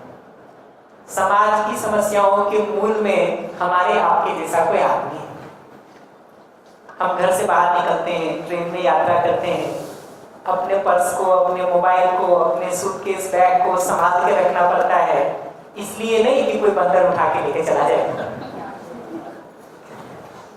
ये भय उसका नहीं, ये भय इस बात का है कि हमारे आपके जैसा कोई दूसरा आदमी उठा के लेके ना चला जाए। नहीं दिखता है। शाम को बच्चा हमारा घर में नहीं लौटे, रात को समय से नहीं लौटे, हमको चिंता होने लगती है। ये चिंता आज इस बात की नहीं है कि कोई शेर मार के खा गया होगा या कोई भालू पकड़ लिया हो। ये चिंता इस बात की है कि हमारे आपके जैसा कोई आदमी उसके साथ गलत आचरण न करे, गलत व्यवहार न करे। जितना रुक करके इन समस्याओं को देखेंगे ना, चाहे वो परिवार की समस्या हो, चाहे समाज की समस्या हो, समस्या के मूल में हम और आप हैं। हम आपका मतलब जो 800 करोड़ लोग हैं धरती पर, उसी में से कोई न कोई, कुछ हिस्से उसके हम आप भी, कुछ हिस्से दूसरे भी। बल्कि मैं तो इसको आगे बढ़ा के कहता हूँ कि नेचर में भी आज के दिन जितनी प्रॉब्लम दिखाई दे रही है, चाहे एयर पॉल्यूशन की प्रॉब्लम हो, कि वाटर पॉल्यूशन की प्रॉब्लम हो, हवा की प्रॉब्लम हो, समस्या हो, हवा के प्रदूषण की समस्या हो, कि पानी के प्रदूषण की समस्या हो, कि रोज वाटर टेबल के नीचे जाने की समस्या हो, किसी भी गांव से लेके शहर तक आप कहीं भी देख लीजिए, वाटर टेबल समय के साथ डाउन होता हुआ मिलेगा। पानी का जो जलस्तर है ये समय के साथ डाउन होता हुआ, नीचे गिरता हुआ दिखाई देगा, कहीं भी देख लीजिए। क्लाइमेट चेंज की बात नहीं कह रहा था, वो तो इस जगह पर आ गया है कि कितने दिन लोग धरती पर जिएंगे, इसका गणित लगा। और मजे की बात है कि कुछ लोग इस तरह के तर्क देते हैं कि धरती खराब हो जाएगी तो चांद पे जाके जीते। प्लॉटिंग शुरू हो गई है, अभी से बेच रहे हैं और खरीदने वाले खरीद भी रहे हैं। कॉमन सेंस से इतनी बात भी नहीं समझ में आती है कि इस धरती पर इतने सारे रिसोर्सेज होने के बावजूद भी हम ठीक जीने का काम नहीं कर पाते। चांद पे हम यहां से सारे रिसोर्स ले जाएंगे और जी लेंगे, इससे ज्यादा मजाक क्या हो सकता है? क्या हो सकता है? इतने सारे रिसोर्सेज के साथ जो धरती है उस पर तो संतुलित होकर जीना बन नहीं रहा। जहां ना हवा है ना पानी है, वो सब यहीं से लेके जाना होगा। वहां हम कहते हैं ठीक जी, ना हवा है ना पानी है ना पेड़ पौधा है, तो हर चीज यहीं से सप्लाई होगी, हर चीज यहीं से सप्लाई। तो रुक के देखेंगे ना, ये चाहे क्लाइमेट की प्रॉब्लम हो, कि ग्लोबल वार्मिंग की प्रॉब्लम हो, कि हवा और पानी के खराब होने की प्रॉब्लम हो, ये सब पहले से ही अपने आप खराब थी या आदमी की गलत जीवन शैली के कारण खराब हुआ है धीरे धीरे? तो मनुष्य की वजह से ये भी धीरे धीरे खराब हुए हैं। ये कोई पहले से अपने आप खराब नहीं थे, खराब नहीं थे। खराब करने वाले हम ही हैं, हम ही हैं। कल मैं एक सेशन ले रहा था कहीं, तो वो कह रहे थे कि विकास के लिए तो ये सब करना पड़ता है, विकसित होने के लिए, प्रोग्रेस करने के लिए ये सब करने की जरूरत है। मैं भी इस पक्ष में हूँ कि विकास हो, प्रोग्रेस हो। मैं भी ये नहीं कह रहा हूँ कि विकास और प्रोग्रेस नहीं हो, लेकिन विकास और प्रोग्रेस कैसे होगा? जिस डाली पर खड़े होकर हम बैठे हैं, उस डाली को मजबूत करने से हमारा विकास होगा कि उसको काट देने से हमारा विकास होगा? ये तो पूछना पड़ेगा ना जी। जहां से हमको रोज पोषण मिल रहा है, नर्चरिंग हो रही हमारी, उसको बनाए और बचाए रखने से हमारा विकास होगा, या अपनी जड़ों को रोज रोज काट देने से, खोद के बाहर निकाल देने से और तोड़ देने से हमारा विकास होगा? ये तो रुक के पहचानने की जरूरत पड़ेगी। तो विकास हो बहुत अच्छी बात है, लेकिन रुक के देखेंगे कि अगर अपनी जड़ों को ही खोदने का काम हम कर रहे हैं तो वो विकास 2-4 दिन की चांदनी ही होगी, जिसके बाद अंधेरी रात हमारे लिए और हमारे आने वाली सभी पीढ़ियों के लिए खड़ी हो जाए। आज भी हम अपने बच्चे को हर चीज अपने से बेहतर देना चाहते हैं। एज ए पेरेंट अगर हमें अपने को देखें ना, तो हम सब सोचते हैं कि बचपन में जिन दुखों को, जिन पीड़ाओं को हमको झेलना पड़ा, इस बच्चे को नहीं झेलना। और सब प्रयास करते हैं, जो जो दुख, तकलीफ, पीड़ा हमने झेली हो अपने पेरेंट्स और बाकी लोगों के कारण, हम चाहते हैं कि इस बच्चे को उसमें से कोई पीड़ा नहीं झेले। हर चीज अच्छा से अच्छा देना चाहते। एज ए पेरेंट अच्छी ही बात है, सोचते भी ये सब कुछ अच्छा देने का काम हम कर लें, धरती ही जीने लायक नहीं छोड़े तो रहेगा कहाँ? बैंक बैलेंस में उसके करोड़ों पड़े हो, अरबों पड़े हो, लेकिन अगर धरती ही जीने लायक नहीं है, पीने का पानी ही उपलब्ध नहीं है, हवा ही ठीक उपलब्ध नहीं है, रहने का वो वातावरण ही ठीक उपलब्ध नहीं है, तो उन करोड़ों रुपयों को लेकर के वो बच्चा करेगा भी क्या? करेगा भी क्या? तो ये सोचने की जरूरत है कि विकास करें, बहुत अच्छी बात है, लेकिन अगर उस प्रकृति को संतुलित रखते हुए विकास करेंगे तब तो हमारा आपका जीना हो सकता है। प्रकृति को असंतुलित करके अगर विकास की कल्पनाओं को सोचेंगे तो लौट करके दुष्परिणाम भी हम ही को भोगना पड़ता है, उसके कंसिक्वेंसेस भी हम ही को भोगने होते हैं। हवा अगर पॉल्यूट हो गई, एयर अगर पॉल्यूट हो गई, हवा अगर प्रदूषित हो गई है, समस्या हवा को है कि आदमी को है?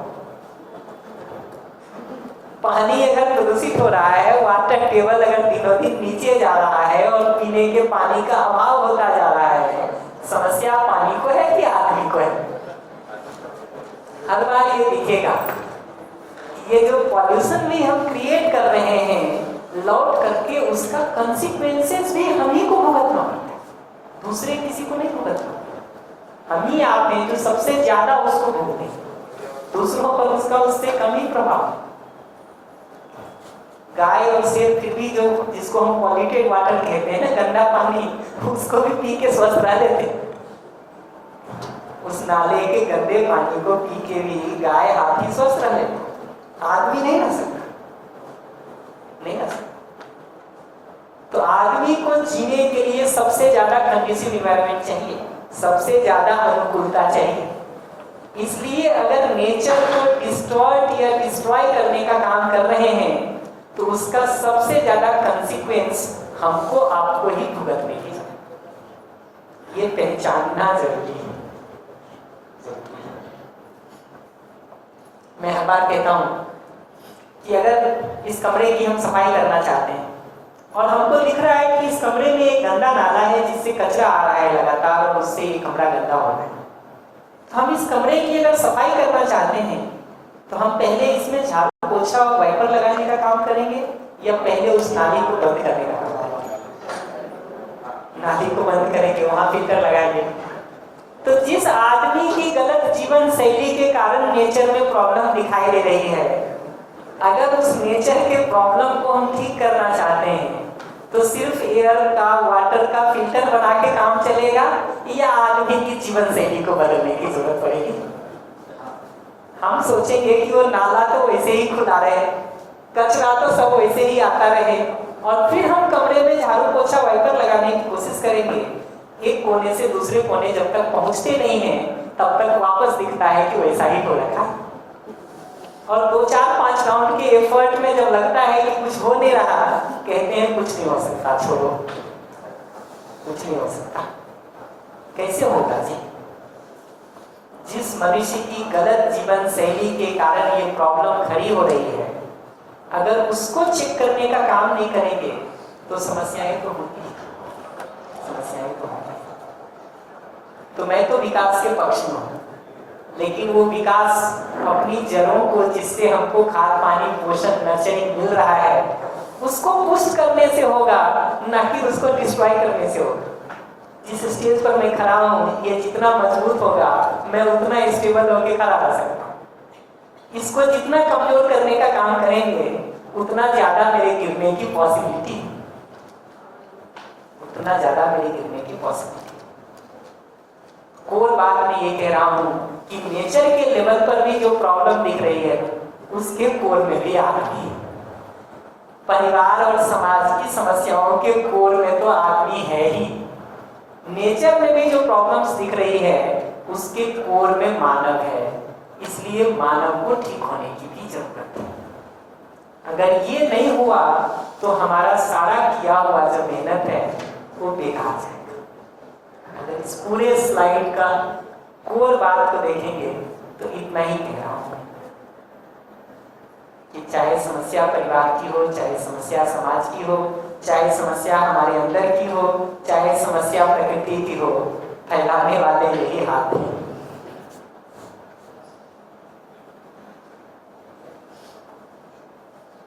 और हम आज के दिन सबको ठीक करने के प्रयास में लगे हुए हैं, आदमी को छोड़ करके।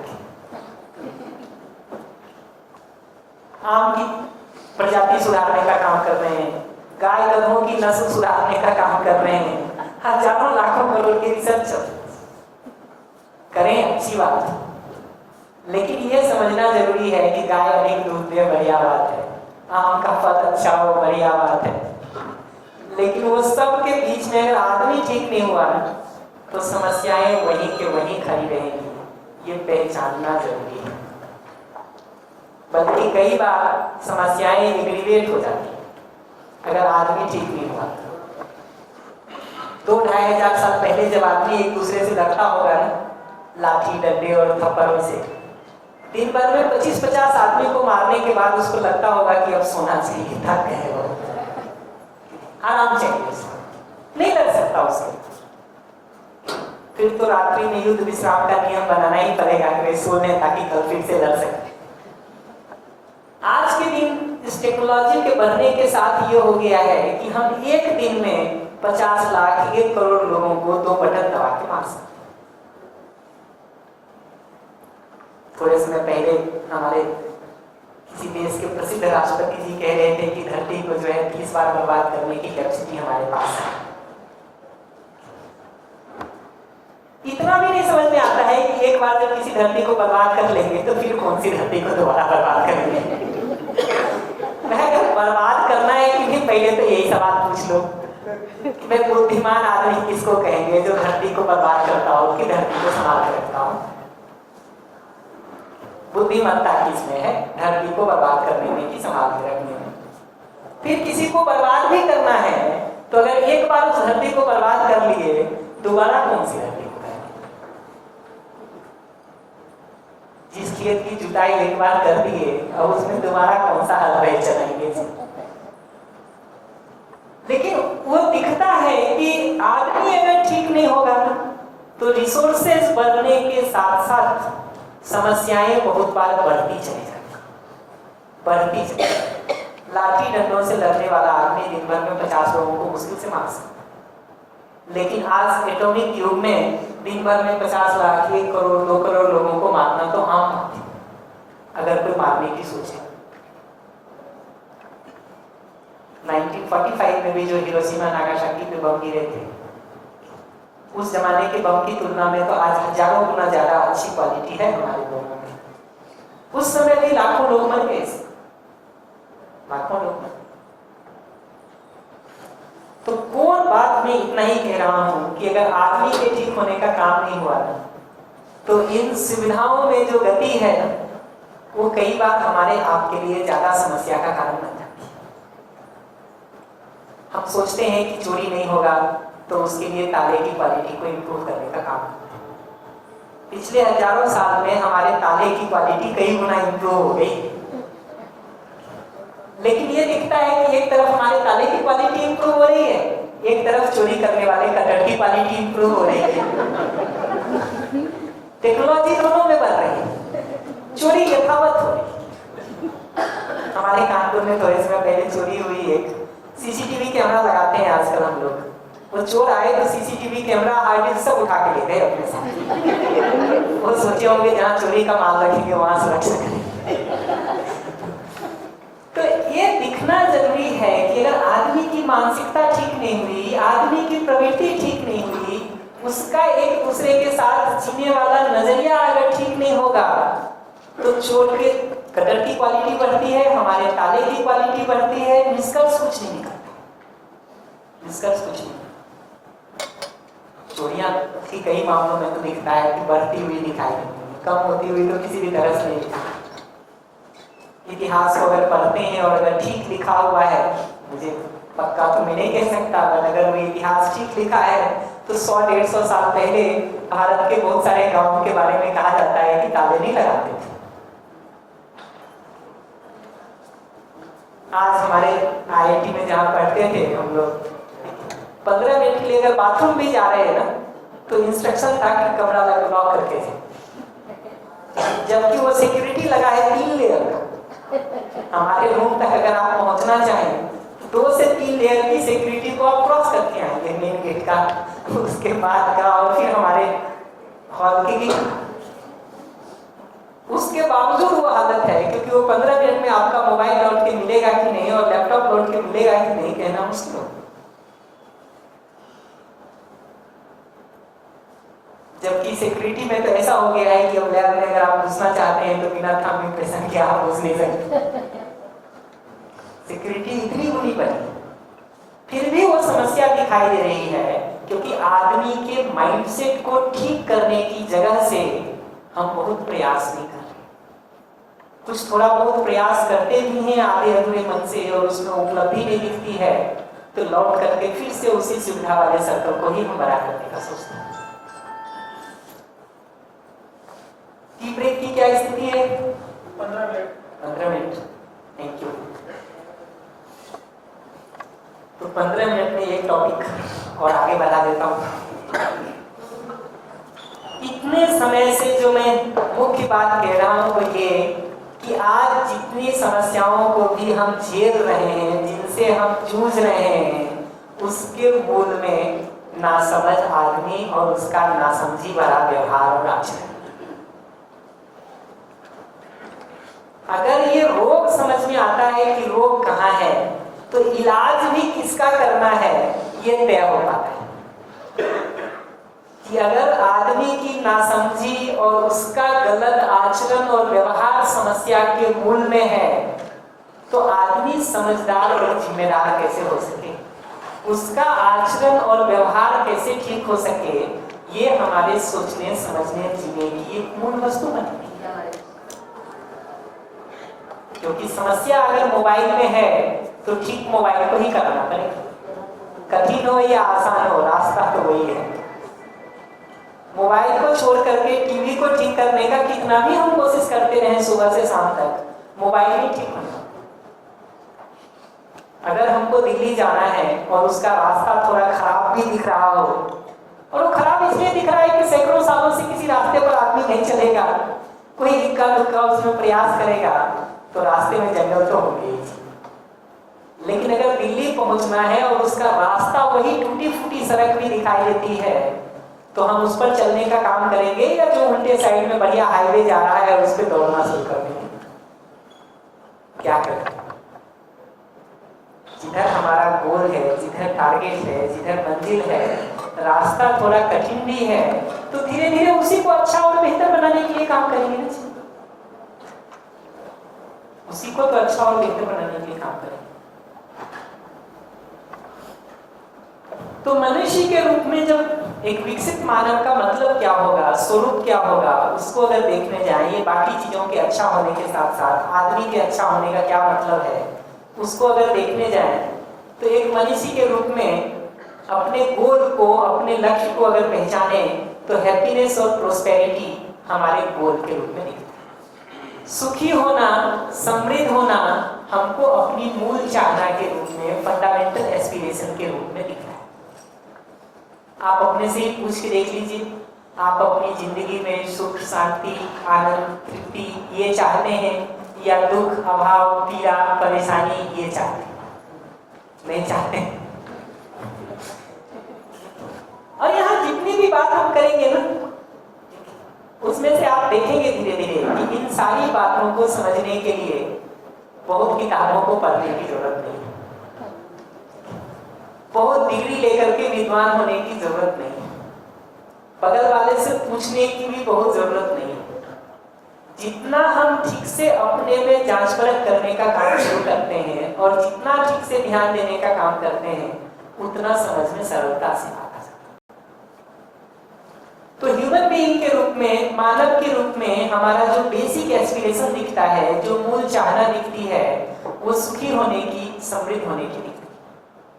सुख के बदले दुख, पीड़ा कोई नहीं चाहता। समृद्धि के बदले, प्रोस्पेरिटी के बदले अभाव को, डिप्रीवेशन को, दरिद्रता को हम में से कोई भी आदमी नहीं चाहता। हम में से कोई भी। तो ये दिखता है कि सुख और समृद्धि हमारी मूलभूत चाहना है। हम जो कुछ भी प्रयास कर रहे हैं अपनी जिंदगी में, वो इसी सुख और समृद्धि को पाने के लिए कर रहे हैं। हमारी जिंदगी का जो सारा प्रयास है, सुबह से रात तक की जो दौड़ है, सालों से सालों का जो पूरा प्लानिंग, योजना और प्रयास है, वो इसी सुख और समृद्धि को पाने के। रुक करके अपने से ये भी पूछ सकते हैं कि ये सुख और समृद्धि, ये हैप्पीनेस और प्रोस्पेरिटी हम कभी कभी चाहते हैं या हमेशा चाहते हैं?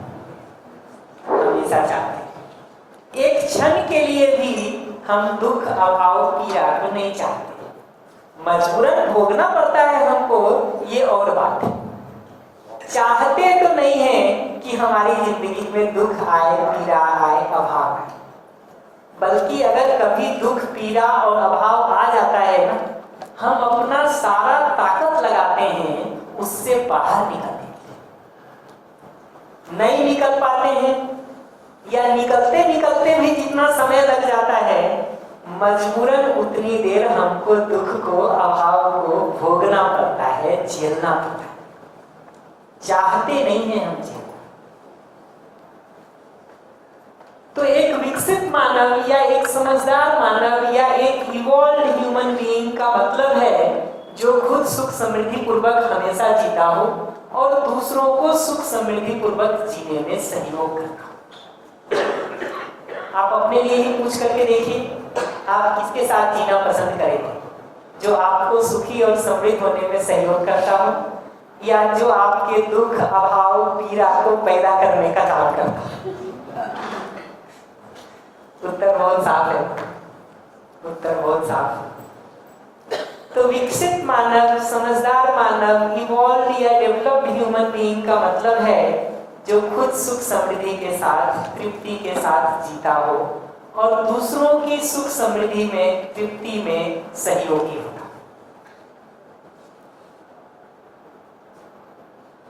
और ऐसा मनुष्य हो जाए तो धरती पर जितनी समस्याओं को हम देख रहे हैं, ये सभी समस्याओं से मुक्ति मिल सकती। बल्कि सिर्फ समस्याओं से मुक्ति ही नहीं मिलेगी, बल्कि हमारा जीना कई गुना ज्यादा बेहतर हो जाएगा। बेहतर।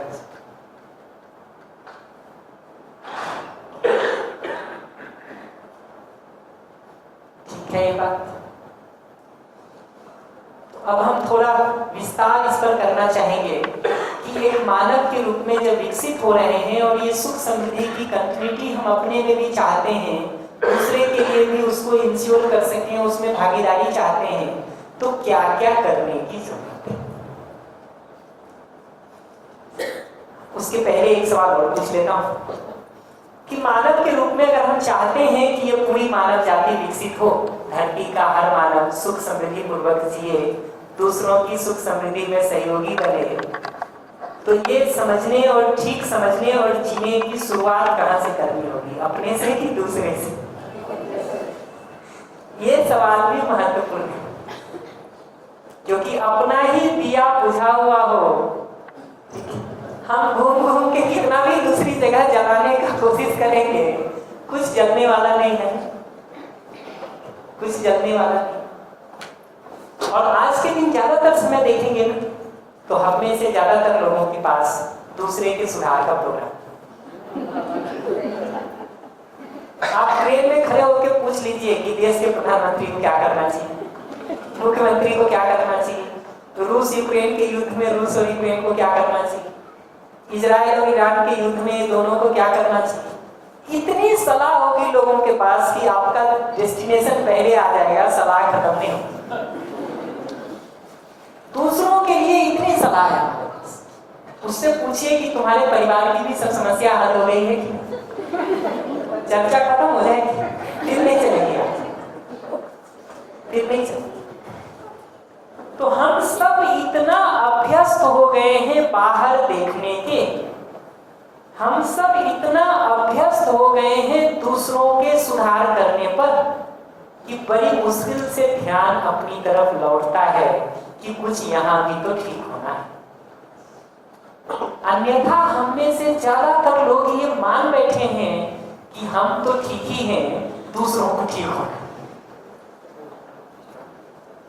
हम ये नहीं समझ पाते कि जिस दवा को खा के अपने लोगों का इलाज नहीं हो रहा है, वो दवा पूरी दुनिया में बांट भी देंगे तो क्या हो जाएगा।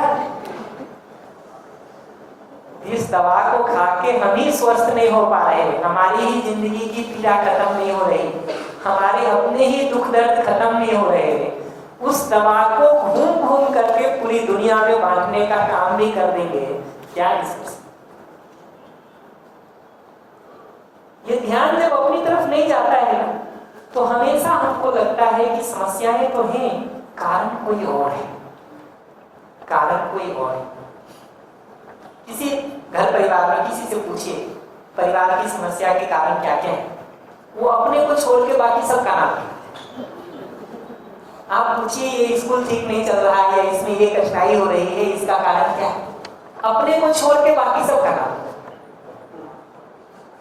जो जहां खड़ा है अपनी तरफ ध्यान नहीं जाने के कारण हम सबको लगता है कि मैं तो ठीक ही हूं, समस्या दूसरे की। हम ये ध्यान नहीं दे पाते कि समस्या का एक हिस्सा अपनी ओर भी है, तभी इतना मेहनत करने के बावजूद भी हल नहीं निकल रहा है। अगर अपने ही पैर में कीचड़ लगा हुआ हो, मर्ड्स लगे हो, कीचड़ लगा हो और पूरे कमरे में हम झाड़ू मारने का काम करेंगे, जहां जहां जाएंगे झाड़ू मारने, वहां वहां अपने पैरों के दाग स्टाम्पिंग छोड़ करके आएंगे। अभी हमारे जीने का बहुत जगहों पर डिजाइन ऐसा हो गया है कि हम कहते हैं आओ तुम्हारी जिंदगी को थोड़ा सुधार कर देते हैं, वो कहता है सलाह ना दो, यही सबसे बड़ा सीन होगा, थोड़ी देर चुप होकर बैठो।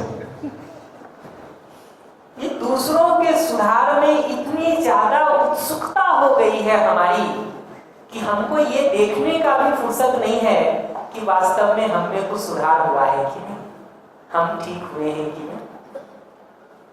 बचपन से लेके बड़े होने तक आप 99% टाइम देखेंगे ना तो हमारा खुद के ठीक होने पर ध्यान नहीं जाता।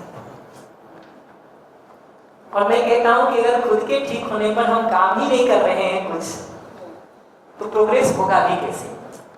तो या तो आप बचपन से ही इतने होशियार पैदा हुए थे कि कोई समस्या नहीं थी, तब तो ठीक है जी कि हम आप दूध के दूल्हे हो सकते हैं।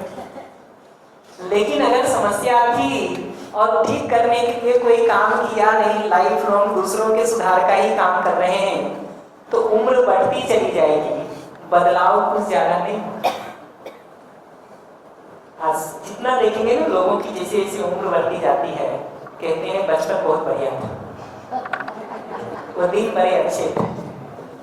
मैं कहता हूँ कि अगर बचपन के दिन अच्छे थे तो इतने दिन मेहनत करके किए क्या? जिंदगी को खराब करने का काम किए, इसका मतलब तभी तो बचपन अच्छा था। अगर हमारा अतीत हमको अच्छा लगने लगा है, इतिहास हमको अच्छा लगने लगा है, ठीक है, और लग रहा है कि वही ज्यादा बेहतर था, तो दिशा गलत पकड़ लिए हैं ना जी। फिर तो जो सारी मेहनत हमने की वो मेहनत करके और गड्ढे में गिर गए हैं। स्थिति तो ऐसी बन गई है। देश के इतिहास को भी हम ऐसे ही पढ़ते हैं, कहते हैं हजारों साल पहले देश इतना अच्छा था, ये था वो था। बहुत अच्छी बात है जी, था तो भी, नहीं था तो भी। मुख्य बात यह है कि अगर वो अच्छा था और आज खराब है, तो मैं तो कहता हूं कि इसका मतलब होता है कि हम अपने अच्छे माँ बाप की बिगड़ी हुई औलाद हैं। मतलब यही निकलेगा ना जी। अगर 200 साल पहले, 500 साल पहले, 1000 साल पहले बढ़िया था और आज नहीं है, तो हम एक अच्छे माँ बाप की बिगड़ी हुई नाजायज औलाद, जिसको ठीक होने की जरूरत है। हम ये क्या कहते हैं जी, हम ये क्या कहते हैं, हम ये कहते हैं ना, अंग्रेजों मुसलमानों ने खराब कर दिया। भाई ये जो डिजाइन है ना, ये सब डिजाइन यही कहता है कि जब भी समस्या हुई, कारण हमको छोड़ के बाकी सब है। जब भी समस्या हुई, कारण हमको छोड़ के बाकी सब है। शादी के बाद भी जब झगड़ा होता है ना, तो पति पत्नी एक दूसरे को दोषारोपण देते हैं, तुमने ये किया था, तुमने वो किया था, ठीक है। नाराज होते हैं, कहते हैं तुम हमारे पीछे पड़े थे, प्रपोज किए थे, इसीलिए ये सारी समस्या हो गई। हम ये नहीं देखते हैं कि प्रपोज दूसरे ने किया होगा, हाथ हमने भी तो बढ़ाया होगा पकड़ने के लिए। वो नहीं बढ़ाते तो कैसे पकड़ने आ रहे? अपना हिस्सा दिखता ही नहीं है हमको, अपना हिस्सा हमको नहीं दिखता है, उस तरफ ध्यान ही नहीं देते। ध्यान पूरे समय सामने वाले पे टिका के रखते हैं, और सामने वाले पे ध्यान टिका के रखेंगे तो अपना बदलाव कुछ नहीं होना है। भैया पूरा ही दूसरे को दिखती है, अच्छा ही हमें दिखती है ना। अभी धीरे धीरे संबंध पर बात करेंगे तो इसको बहुत डिटेल करेंगे हम एक एक करके।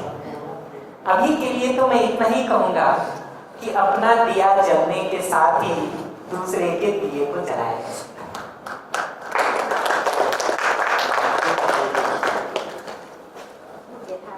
तो हम ब्रेक कर लेते हैं, लौट करके आएंगे तो एक एक करके एक विकसित मानव के रूप में, एक एक करके विकसित मानव के रूप में हमको किन किन डायमेंशंस पे, किन किन आयामों में ध्यान देने की जरूरत है, उसको थोड़ा विस्तार करने का काम करेंगे। और उसके साथ जब अपनी जिंदगी को रिलेट करके देखेंगे ना, तो आपको दिखेगा कि कौन कौन से डायमेंशन में चीजें छूट गई हैं जिसके कारण इतनी प्रॉब्लम आज के दिन दिखाई देती है। 11 बजे 15 मिनट हो रहा है।